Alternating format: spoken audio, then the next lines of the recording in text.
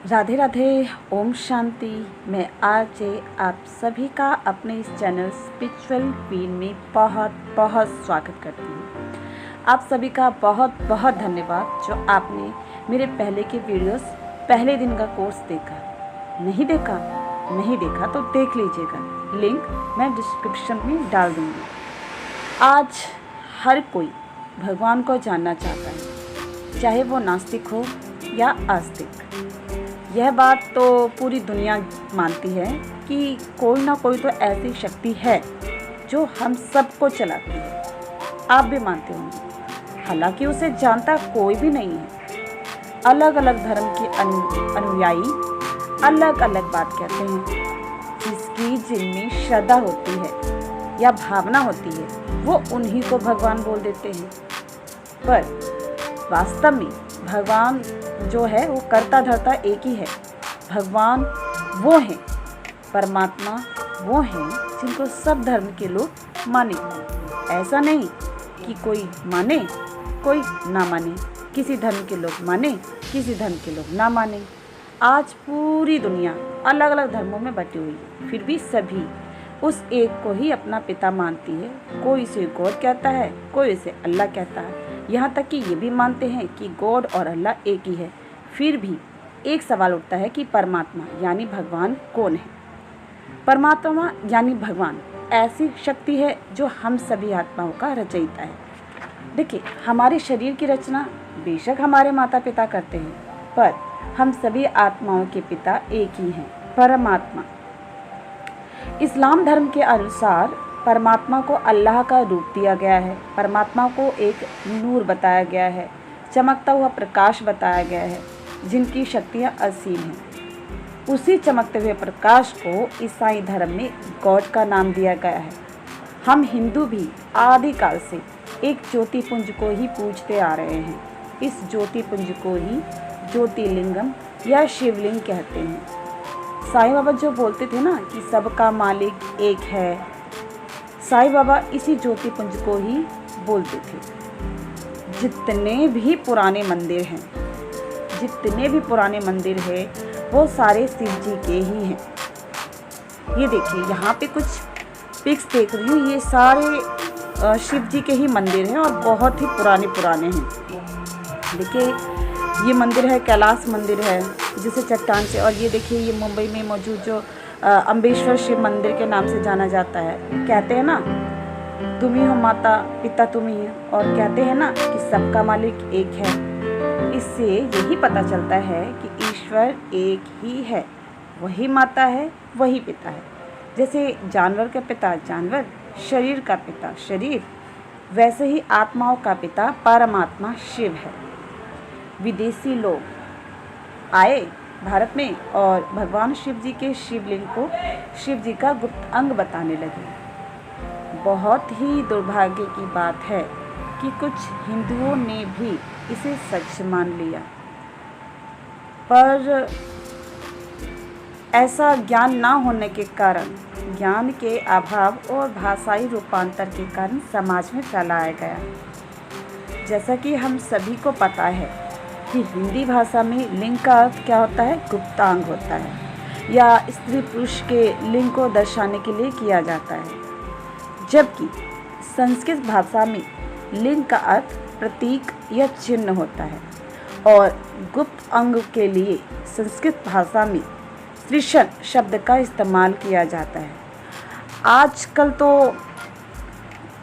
क्या है ना कि सभी हिंदू जो है शिव और शंकर को एक ही मानती है। पर मैं आपकी जानकारी के लिए बता दूं कि शिव और शंकर अलग हैं।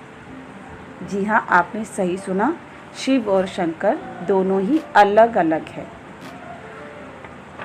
ये देखिए, यहाँ पे कुछ शिव और शंकर में अंतर बताया गया है, आप इसे पढ़िएगा। देखिए, शिव और शंकर दोनों अलग अलग हैं। संस्कृत भाषा में शिवलिंग का अर्थ है शिव जी का प्रतीक, शिव जी का चिन्ह, गुण या व्यवहार है। शिवलिंग जो है वो परम आत्मा भगवान शिव के अनंत अस्तित्व को दर्शाता है। शून्य, आकाश, अनंत ब्रह्मांड और निराकार परम पुरुष का प्रतीक होने से शिवलिंग शब्द को प्रयोग में लाया जाता है। धर्म ग्रंथों की माने तो शिवलिंग वह धुरी है जिस पर घूमती हुई पृथ्वी सहित संपूर्ण ब्रह्मांड टिका हुआ है। इतना ही नहीं, शिवलिंग को समानता का प्रतीक भी माना जाता है। मतलब कि शिवलिंग भगवान शिव और शक्ति के आदि अनादि एक रूप को भी दर्शाता है। ये कहा जा सकता है कि इस संसार में न केवल पुरुष का न केवल स्त्री का वर्चस्व है, बल्कि दोनों का ही समान वर्चस्व है। जैसा कि हम सभी जानते हैं कि हमारा शरीर पदार्थ से बना है और आत्मा उसकी ऊर्जा है। इसी प्रकार शिव पदार्थ है और शक्ति ऊर्जा का प्रतीक बनकर शिवलिंग कहलाते हैं।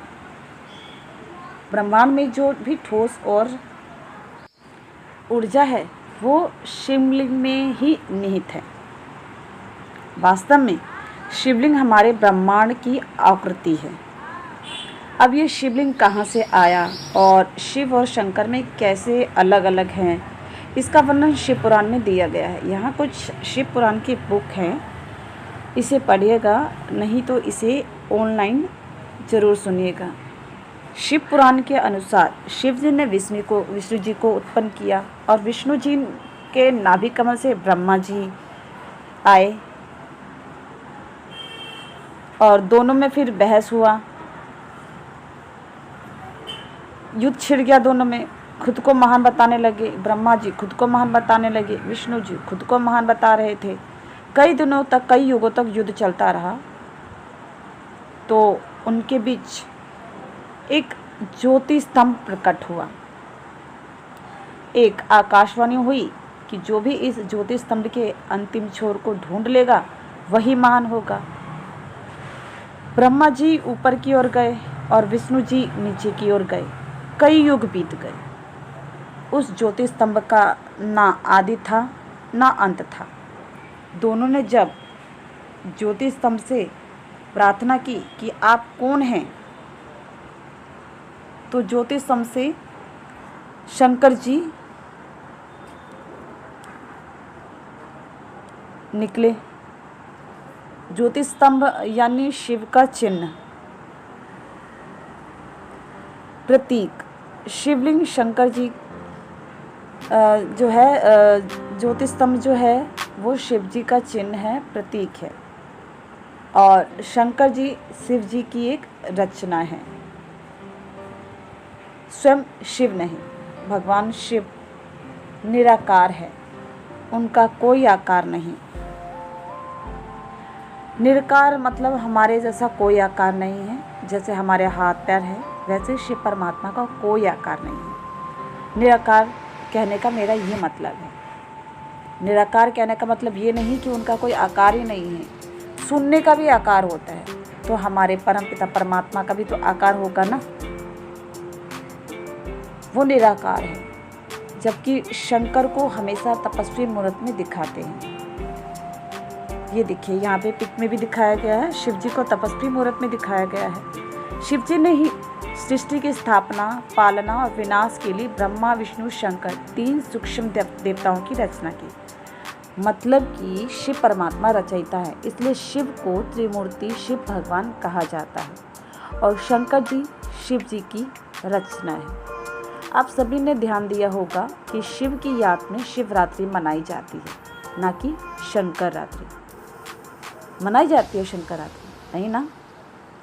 तो रात्रि का मतलब क्या है? कलयुग की रात्रि का अंधेरा दूर करने के लिए वो ज्योतिपुंज शिव आते हैं। ईश्वरीय विश्वविद्यालय के अनुसार भगवान शिव संगम युग में आते हैं, हम सभी पतित आत्माओं को पावन बनाने के लिए। सऊदी अरब में जो मक्का मदीना है, उसमें जो काला पत्थर है वो शिवलिंग ही है। उस काले पत्थर को मक्केश्वर महादेव के नाम से जाना जाता था पहले। सिक्का भी कहना है एक्योंकाल, सतनाम, कर्तापुरक, निर्भव, निर्वैरू, अकाल मूर्ति, अजूनी सैभम, गुरु प्रसाद।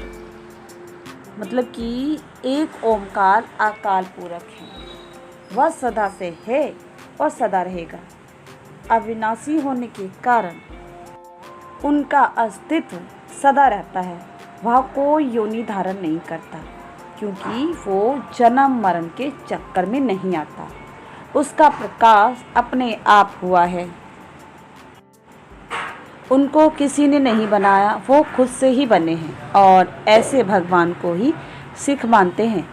ये जो सिख लोग हैं उनका कहना है। ईसाई और इस्लाम, ये सारे धर्म ईश्वर परमात्मा को निराकार बताते हैं। तो इन सभी तथ्यों से ये पता चलता है कि परमात्मा कौन है, भगवान कौन है।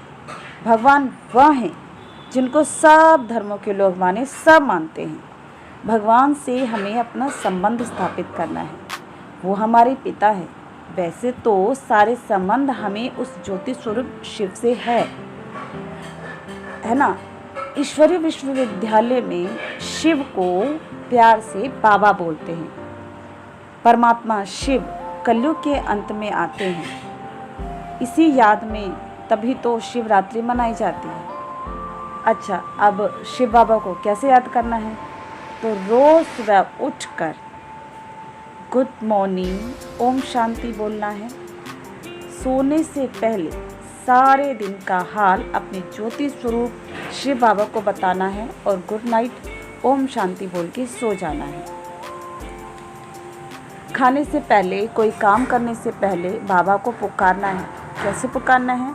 मेरे बाबा, प्यारे बाबा, मीठे बाबा, आ जाओ, मेरे हर काम में मेरे साथी बनो। कोई भी बात हो, कोई भी बात जो मन की स्थिति को डमाडोल कर दे, हिला देती है, वो सारी बातें भगवान को बता दो। सारी परेशानियां शिव बाबा को सौंप दो। इससे मन बहुत ही हल्का होगा और बहुत ही अच्छा फील होगा। मुख्य रूप से हमारे शिव बाबा का क्या कर्तव्य है? हमारे शिव बाबा का कर्तव्य है पतित आत्माओं को पावन बनाना। अच्छा, राधे राधे, ओम शांति। मेरे इस चैनल को लाइक करिएगा, सब्सक्राइब करें और घंटी के निशान पर दबा दीजिएगा ताकि आने वाले वीडियोस के नोटिफिकेशन आपको मिलते रहे।